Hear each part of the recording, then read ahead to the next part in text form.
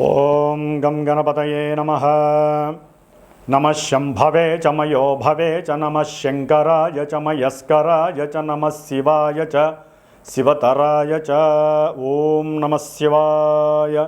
ఓం త్రయంబకం యజామహే సుగంధిం పుష్టివర్ధనం ఉర్వారుకమివ బంధనాన్ మృత్యోర్మృక్షీయమామృతాతో. ఓం మృత్యుంజయేశ్వరాయ నమః.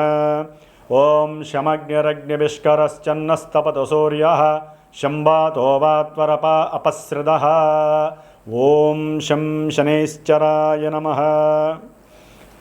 జ్ఞానసిద్ధిని వీక్షిస్తున్నటువంటి ప్రేక్షకులందరికీ కూడా శని భగవంతుడి యొక్క అనుగ్రహముతో ఈ 135 రోజులు అనగా జూలై 27వ తేదీ నుండి డిసెంబర్ 11వ తేదీ వరకు కూడా ఈ 135 రోజులు మన యొక్క భూమి మీద శనైశ్చరుని యొక్క వక్రగతి సందర్భముగా ఆయన యొక్క పాపపు కిరణాలు అత్యంత వేగవంతంగా చాలా ప్రతికూలమైనటువంటి పరిస్థితుల్ని కలుగజేసేటటువంటి స్థితిగతుల్లో మనందరము కూడా కర్మలని అనుభవించడానికి సిద్ధంగా ఉండాలి. కాబట్టి ఆ ఈశ్వరుడు హనుమంతుల వారు శనైశ్చరుని యొక్క అనుగ్రహము పరిపూర్ణంగా కలగాలని ఆశిస్తూ ఆశీర్వదిస్తూ మరి మనకి మేషరాశి నుంచి ద్వాదశ రాశులైనటువంటి మీనరాశి వరకు కూడా ఏ ఏ రాశుల వారికి ఈ యొక్క శనిగ్రహ వక్రత్వ ప్రభావము ఏ విధంగా ఉంటుంది, మరి ఈ రాశుల్లోనే కొంతమందికి ఏలినాటి శని ప్రభావము, అష్టమ శని ప్రభావము, అర్ధాష్టమ శని ప్రభావము, ఈ విధంగా శని యొక్క ప్రభావాన్ని ఎంతోమంది ఎన్నో రోజులుగా మరి ఆయన యొక్క వేదనకి గురై, ముఖ్యంగా కొంతమంది వారి యొక్క జన్మజాతక రీత్యా ఈ శని మహర్దశ జరిగేవాళ్ళు, శని మహర్దశలో రాహువు, రాహు మహర్దశలో శని, అట్లాగే శని మహర్దశలో శుక్రుడు, శుక్ర మహర్దశలో శని, శనిలో కేతువు, కేతువులో శని, ఈ విధంగా పాపగ్రహాలు శని కుజ, శని రాహు, శని కేతు, శని రవి, ఈ గ్రహాల యొక్క దశలు అంతర్దశల్లోనూ, శుక్రుడి యొక్క అంతర్దశల్లోనూ దశల్లోనూ ఈ యొక్క శని యొక్క ప్రాబల్యము అత్యంత మరి ఘోరాతి ఘోరమైనటువంటి ఎన్నో భావాలని ఆయన యొక్క కండిషన్లోకి తీసుకొని నానా రకాలైనటువంటి ఆటంకాలు, ఇబ్బందులు, ప్రతిబంధకాలు, సమస్యలు, తట్టుకోలేనటువంటి మానసికమైనటువంటి విచార దోషాలను కలుగజేసేటటువంటి శని భగవానుడు మరి పాపగ్రహమై, ఒక గ్రహము ఎప్పుడైతే పాపగ్రహమై వక్రిస్తుందో అది ఇంకా పాపత్వాన్ని ఇస్తుందని మన యొక్క శాస్త్రము తెలియజేస్తోంది. అయితే ఇక్కడ ఒక చిన్న విషయాన్ని గ్రహించాలి. మనకి జన్మరాశి అనేటటువంటిది మానసిక ప్రభావాన్ని మాత్రమే కలిగి ఉంటుంది, కలుగజేస్తుంది. కానీ జన్మజాతకము అనేటటువంటిది మనం పుట్టినటువంటి ప్రదేశం ప్రకారం, మనం పుట్టిన సమయం ప్రకారం, తేదీ ప్రకారము ఒక లగ్నము ఆచ్ఛాదనై, ఆ లగ్నం నుంచి ఈ శని భగవానుడు 1వ స్థానమా, 2, 3, 4, 5, 6, 7, 8, 9, 10, 11, 12 ఈ ఏ భావాలకి ఆయన ఆధిపత్యం కలిగి ఉన్నాడు, శుభగ్రహ భావాలకి అశుభగ్రహ భావాలకి ఆధిపత్యం పట్టి ఉన్నాడా, దీన్ని కూడా లెక్కలోకి వేసుకుంటూ మరి ఆ లగ్నం నుంచి ఈ శని యొక్క సిచ్యువేషన్స్ ఏమిటి, ఏ భావాల్ని ఆయన ఆధారపడి ఉన్నాడో గోచారంలో ఆ భావాలకి తగ్గట్టుగా మానసిక విచార దోషాల్ని కలుగజేస్తాడు ఈ శని భగవానుడు. మరి ఈ యొక్క కలియుగంలో శని బాధల నుంచి ముఖ్యంగా ఈ వక్రించిన పాపగ్రహమైనటువంటి పాపత్వాన్ని ప్రసాదించేటటువంటి మరి కలికి అత్యంత దగ్గరగా సహకరిస్తూ ఉండేటటువంటి ఈ యొక్క శని యొక్క బాధల నుంచి తప్పించుకోవడానికి ఒక చిన్న శ్లోకాన్ని చెప్తాను. కర్కోటకస్య నారస్య దమయంత్యా నలస్య చ ఋతుపర్ణస్య రాజర్షేః కీర్తనం కలినాశనం. అంటే మనకి అందరికీ తెలిసినటువంటి విషయం నలదమయంతుల యొక్క చరిత్ర. దీంట్లో నలుడు మహారాజు చక్రవర్తి అయి ఉండి కూడా ఎంతో ఘోరమైనటువంటి కష్ట నష్టాలను అనుభవించటంలో శని యొక్క పాత్ర, ఏలినాడి శని పాత్ర మనం చదువుకోవాల్సిందే. కాబట్టి నలదమయంతుల యొక్క చరిత్ర చదివినా కూడా ఈ యొక్క సిచ్యువేషన్లో వారికి ఉన్నటువంటి శని దోషాలు తొలగిపోవటానికి అవకాశాలు ఎక్కువగా ఉంటాయి.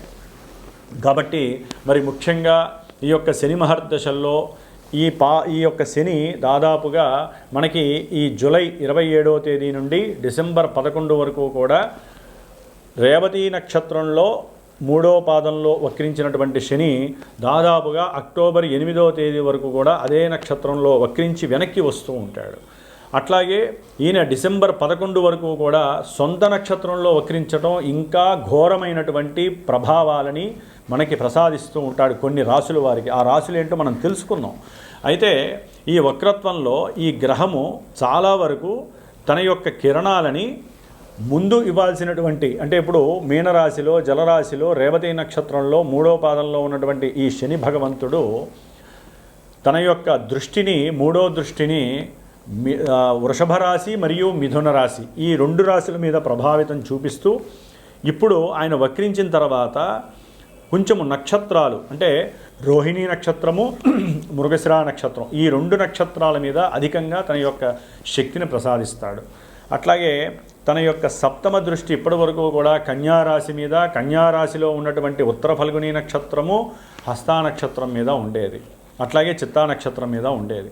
ఇప్పుడు ఆయన వక్రించినప్పుడు ఎక్కువ శాతము రోహిణీ నక్షత్రము, హస్తా నక్షత్రము, ఉత్తర ఫల్గుని నక్షత్రం మీద ఆయన యొక్క ప్రభావం చూపిస్తాడు. అట్లాగే శని భగవానుడు మీనరాశిలో ఉండి తన యొక్క దశమ దృష్టిని మీనరాశి మీద ప్రభావితం చూపిస్తూ దాదాపుగా పూర్వాషాఢ నక్షత్రము, ఉత్తరాషాఢ నక్షత్రము ఈ యొక్క నక్షత్రాల మీద తన యొక్క ప్రభావాన్ని అధికంగా చూపిస్తూ ఎన్నో అనారోగ్యాలని, అనుకున్న పనులలో వాయిదాలని, అసలు అనుకున్నది జరిగింది అనుకుంటే మహదానందంగా భావించే పరిస్థితులను కలగజేస్తూ ఈయన ముఖ్యంగా ఆర్థిక విషయాల మీద, అనారోగ్యానికి సంబంధించిన విషయాల మీద, అనుకున్న పనుల్లో ఆటంకాలు కలుగజేయటం, ఆలస్యాలు, అది వివాహమైనా విద్యపరంగా ఎన్నో ఆటంకాలు, ఉన్నత విద్యలు లేకుండా చేయటం, విదేశాల్లో ఉన్నటువంటి వాళ్ళని ఇబ్బందులు పెట్టడము, ఉద్యోగాదుల్లో ప్రమోషన్లు వస్తాయనుకుంటే అది కాస్త ఉన్న ఉద్యోగం తొలగిపోవటం, ఇలాంటి ఎన్నో రకాలైనటువంటి ప్రతికూల పరిస్థితుల్ని ఇవ్వటంలో శని భగవానుడు మహాద్యట్ట. మరి ఈ యొక్క వక్రించిన శని ఫలితాలు ఈ యొక్క జన్మరాశులకి అంటే మేషం నుంచి మీనరాశి వారికి ఏ విధంగా ఉంటాయో తెలుసుకుంటూ ఎవరికైనా సరే జన్మజాతకంలో లగ్నాతు ఈ యొక్క శని ఎవరనేది తెలుసుకునే ప్రయత్నాన్ని చేయండి. అసలు ఏ దశలు జరుగుతున్నాయో తెలుసుకోవడానికి ప్రయత్నం చేయండి. ఈ యొక్క ఫలితాలు విని ఎవరూ బాధపడక్కర్లేదు, అట్లా అని సంతోషపడకూడదు. జన్మజాతకరీత్యా మాత్రమే దశలు అంతర్దశలు మనల్ని యాక్టివేట్ చేస్తూ ఉంటాయి. కాబట్టి కొంతవరకు ఈ శని ఇచ్చే ఫలితాలు ఏ రాశుల వారికి ఏ విధంగా ఉంటాయో తెలుసుకుందాం. ఓం శం శనైశ్చరాయ నమః. ఓం శం శనైశ్చరాయ నమః. ఎవరికైతే గనక శని మహర్దశలు కానీ అంతర్దశలు జరిగిన పుష్యమీ నక్షత్రము, అనురాధ నక్షత్రము, ఉత్తరాభాద్ర నక్షత్రము ఈ నక్షత్ర జాతకులు కానివ్వండి, అట్లాగే కుంభరాశి, మీనరాశి, మేషరాశి, వృషభ రాశి, అట్లాగే మనకి ముఖ్యంగా కన్యారాశి, ధనుస్సు రాశి ఈ రాశుల వారు ఈ అంతర్దశలు దశలు జరిగేవారు తప్పకుండా శ్రావణ మాసంలో మనకి బహుళ శుద్ధ విధియ నుండి దాదాపు 19 రోజులు పంచమి వరకు కూడా నా యొక్క శ్రీమాతా జ్యోతిషాలయ పీఠంలో ఈ యొక్క శనిగ్రహ పీడలు బాధలు తొలగించటానికి ఒక దీక్షా కార్యక్రమం 19 రోజులు నిత్యము 1000 సార్లు శనికి సంబంధించినటువంటి మూలమంత్ర బీజాక్షరాలని అట్లాగే మూలమంత్ర వేదమంత్రాన్ని కూడా జపిస్తూ నిత్యము 19 రోజులు రుద్రుడికి శనిగ్రహ పాశుపత రుద్రాభిషేకాన్ని ఆచరిస్తూ ఎవరైతే ఈ యొక్క శని బాధలు అనుభవిస్తున్నారో ఇప్పుడు చెప్పబోయేటటువంటి కొన్ని రాశుల వారికి ఏ విధమైనటువంటి సమస్యలైతే కలుగుతున్నాయో ఆర్థికంగా, విద్యపరంగా, కళ్యాణపరంగా, అట్లాగే ఉద్యోగపరంగా, వ్యాపార రీత్యా, సంతానపరంగా ఆలస్యాలు కానీ ఆటంకాలు కానీ జరుగుతున్నాయో వారు గనక నా యొక్క పీఠానికి ఫోన్ చేసి సంప్రదిస్తే గనక విశేషముగా ఈ 19 రోజుల్లో నేను చేసేటటువంటి ఈ యొక్క జపాన్ని, విశేషమైనటువంటి పాశుపత రుద్ర అభిషేకాన్ని ముఖ్యంగా ఎవరైతే ఈ యొక్క కార్యక్రమంలో తమ యొక్క గోత్రనామాదులు ఇచ్చి పాల్గొంటారో వారికి శనిగ్రహ రక్షా కవచాన్ని విశేషంగా ప్రసాదించి ఈ 19 రోజుల్లో ఒకరోజు మందపల్లి స్వామివారి యొక్క దివ్యక్షేత్రంలో ఆ స్వామివారి దగ్గర ఆ యొక్క రక్షా కవచాల్ని చక్కగా స్వామివారికి అభిషేకంలో ఉంచి విశేషముగా వీలుంటే అక్కడ హోమాన్ని ఆచరించి ఆ యొక్క ప్రసాదాన్ని మీకు చేరవేసేటటువంటి బాధ్యతని స్వీకరిస్తున్నాను. కాబట్టి దీని వలన విశేషమైనటువంటి శనిగ్రహ అనుగ్రహం కలిగి ఎంతటి కార్యాన్నైనా సరే జయించేటటువంటి పరిస్థితి కలుగుతుంది. ఎటువంటి మృత్యువునైనా సరే మనం తప్పించుకునేటటువంటి పరిహారము మనకి ఈ యొక్క రక్ష ద్వారా మనకి లభిస్తుందని ఆశిస్తూ ఆశీర్వదిస్తూ మరి మేషరాశి వారి గురించి మీనరాశి వారి గురించి కూడా ఈ మధ్యలో ఉన్న రాశుల గురించి మనం ఇప్పుడు చర్చించుకుందాం. సింహరాశి వారికి వక్రగత శని భగవానుడు దాదాపుగా జూలై 27 నుంచి డిసెంబర్ 11 వరకు 137 రోజులు ఎన్నో రకాలైనటువంటి అష్టకష్టాలని ఇబ్బందుల్ని పెట్టడానికి సిద్ధంగా ఉంటాడు. ఆల్రెడీ సింహరాశి వారికి షష్టాధిపతి అంటే సేవకా స్థానాధిపతి, అలాగే రుణాలకి అధిపతి, శత్రువుల్ని అధికం చేసేటటువంటి వాడు, ముఖ్యంగా రోగాన్ని వృద్ధి చేసేటటువంటి స్థానాధిపతి ఈ శని భగవానుడు. మహాపాపి అన్నమాట. ఈ యొక్క సింహరాశి వారికి శని భగవానుడు మహాపాపి. అట్లాగే సప్తమం మారకస్థానం, అనుకున్న ఏ కార్యక్రమాలు అవ్వకపోవటం, భార్యాభర్తల్లో ఎవరో ఒకరిది గనక ఈ యొక్క సింహరాశి అయినట్లయితే వారికి ఇబ్బంది కలిగేటటువంటి పరిస్థితి. ఎందుకంటే ఇప్పటి వరకు ఆయన అష్టమ శనిగా ఉండి ఎన్నో అవరోధాలు, ఎన్నో మృత్యుగండాలు అంటే మృత్యుతుల్యమైనటువంటి పరిస్థితుల్ని ప్రసాదిస్తూ వచ్చాడు. అష్టమ శని అంటే రంధ్రశని. కానీ ఇప్పుడు ఆయన యొక్క వే అనేటటువంటిది, కిరణాలు అనేటటువంటిది కొంచెం వెనక్కి తగ్గు ఉంటాయి. ఇప్పటివరకు వీరు కాపాడబడుతూ కూడా వచ్చి ఉండొచ్చు. ఎందుకంటే అష్టమంలో శని ఉంటే కాస్త ఆయువుని కొంతన్న కాపాడుకుంటూ ఉంటాడు. ఎందుకంటే ఆయు కారకుడు కాబట్టి. ఎవరైనా శత్రువులు, రోగాదులు, రుణాదులు వీటి పరంగా అవమానించిన, ఇబ్బందులు పెట్టినా తట్టుకునే స్వభావం, ఇప్పుడు వీరు అవి తట్టుకునే స్వభావం సింహరాశి వారికి ఉండకపోవచ్చు. దాన్నే మృత్యుతుల్యము అంటారు. సమస్యలు వృద్ధి చేస్తూ ఉంటాడు. ఈయన యొక్క దృష్టి ముఖ్యంగా ఇప్పటి వరకు సింహరాశి వారికి దశమ కేంద్రమ స్థానమైనటువంటి వృషభ స్థానం మీద పడేసరికి ఎంతో ఏదో రకంగా వారు చేసేటటువంటి వృత్తి ఉద్యోగాదుల్లో కష్టమైన నష్టమైన ఎన్నో మాటలు పడుతూ భరాయిస్తూ కాలం గడుపుతూ ఉన్నంతకాలము జాగ్రత్తగా చేయాలి అనేటటువంటి సహనము, ఓర్పు ఎక్కువగా ఉండేటటువంటి పరిస్థితి. మరి ఈయన వక్రించడం ద్వారా ఆయన దృష్టి ఆ యొక్క స్థానం మీద కొంచెం తగ్గుతుంది. దానివలన ఆ ఓర్పు సహనం తగ్గిపోవడం ద్వారా లేనిపోని అవాక్కులు, అవతల వ్యక్తుల మీద వీరు సహనాన్ని కోల్పోవడం ద్వారా చేసే ఉద్యోగంలోంచి తొలగిపోవటం, లేకపోతే ఉద్యోగాదుల్లో ధనము రావాల్సింది ఆగిపోవటము, అంటే బాగా ఆలస్యం అవటము, ఉద్యోగాన్ని వదిలేయాలి అనేటటువంటి సంకల్పం కలగటము, ఇలాంటివి ఎన్నో రకాలైనటువంటి సేవకాపరమైనటువంటి విషయాలలో వీరికి నెగిటివ్నెస్ కనిపిస్తోంది. అలాగే ఎవరికైతే వివాహ సంబంధిత విషయాలలో అవుతుంది అనుకున్న వాళ్ళకి కొంత వివాహ సంబంధిత విషయాలలో అనుకున్నటువంటి విషయాలు కొంచెం జరగకపోవచ్చు. ముఖ్యంగా ఈయన యొక్క దృష్టి సంతాన స్థానం పైన పడేసరికి ఇప్పటివరకు సంతానానికి సంబంధించినటువంటి విషయాలలో ఎంతోమందికి ఇబ్బందులు కలిగి ఉండొచ్చు. కానీ ఇప్పుడు ఆయన యొక్క ఎఫెక్షన్ తగ్గేసరికి చదువుకునేటటువంటి విద్యార్థుల మీద చాలా ఎఫెక్ట్ ఎక్కువగా పడుతూ ఉంటుంది.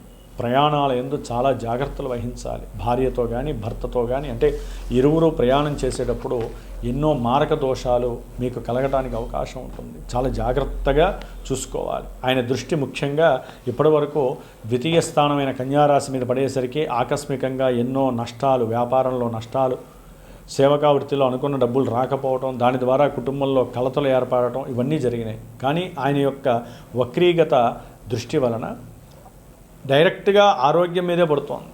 ఇప్పటివరకు రాజసంగ సింహరాశి వారు ఎక్కడా మేము తగ్గం అనేటటువంటి వాళ్ళు తగ్గాల్సిన పరిస్థితి.